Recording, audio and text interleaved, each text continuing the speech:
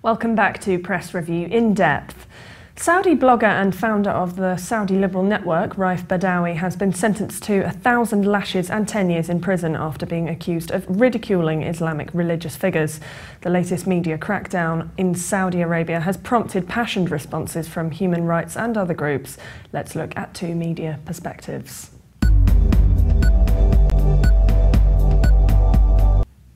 Saudi media reports that a journalist has been sentenced to 10 years in jail and 1,000 lashes.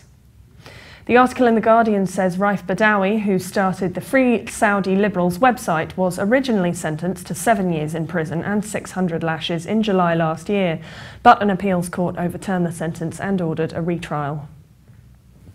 In addition, the criminal court in Jeddah also fined him 1 million rials. The article adds the prosecution had demanded that Badawi be tried for apostasy, a charge that carries the death penalty in Saudi Arabia. The article adds his website included articles that were critical of senior religious figures such as Saudi Arabia's Grand Mufti, according to Human Rights Watch. A prominent Saudi rights lawyer and activist were also sentenced, and in April a Saudi court sentenced an unidentified activist to 6 years in jail on charges including taking part in illegal demonstrations and organising women's protests.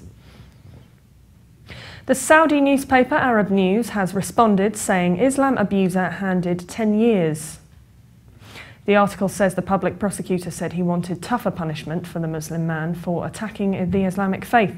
The appeal court had earlier nullified the court's previous verdict on the man issued in Ramadan. Arab News quoted the Assistant Secretary General of the World Assembly of Muslim Youth, saying the verdict was issued mainly because of his attack on Islam and the Prophet Muhammad, criticised the double standard practiced by international human rights organisations that call for the release of Badawi, saying they turned a blind eye to countries like Syria and Burma. The article says Saudi bloggers backed the court decision and said the man, being an apostate, deserved harsher punishment. Others said the verdict would help the man change his narrative and appeal to God for pardon. Well, now we have academic David Waring back on the show. Thank you for joining us, Dr. Waring. No problem. I haven't got my doctorate just yet, but thanks for awarding it to me. Badawi's sentence last year was less severe. What has prompted this newer, harsher sentence, do you think?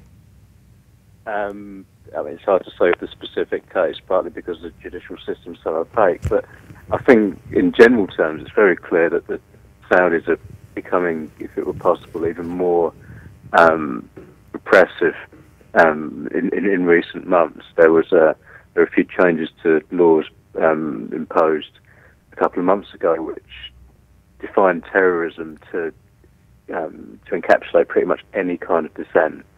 All dissent now is effectively criminalised. You know, if you're a peaceful dissident who calls for change in some way, then you're treated as a threat to the system itself.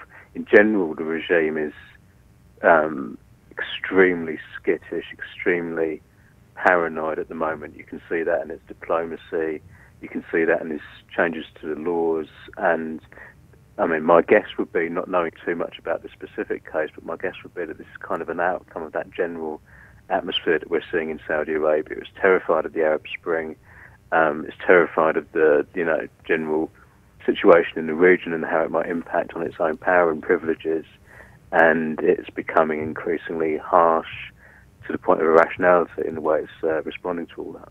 And the Saudi media responded, accusing Badawi of apostasy and defamation of Islam. Was there any truth at all in that?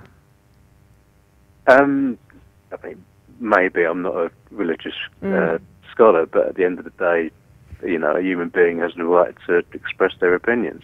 And the Saudi media also made it seem as though other bloggers did not support Badawi. Is that, do you think, due to fear among journalists in Saudi Arabia? It's very hard to tell in a situation like that. It's very hard to tell precisely because the repressive nature of the regime is bound to filter out voices who might be supportive if they felt that they could be without being arrested and locked up and sentenced to 1,000 lashes and all the rest of it. I mean, obviously people are going to be unlikely to raise their, to express their support of this guy if they're going to end up suffering the same fate as he is. So it's That's an extremely disingenuous argument. The way to test it would be to open up Saudi society, to allow it to be in a society where people could freely express themselves, and then see how many people vocally agree with Badawi. I suspect it would be quite a lot.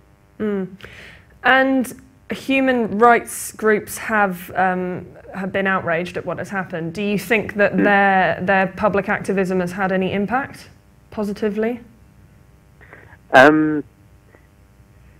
Perhaps not in the kingdom itself, but I think there is a sense in which these regimes, not just Saudi Arabia, but all the Gulf regimes, they understand that they need foreign support.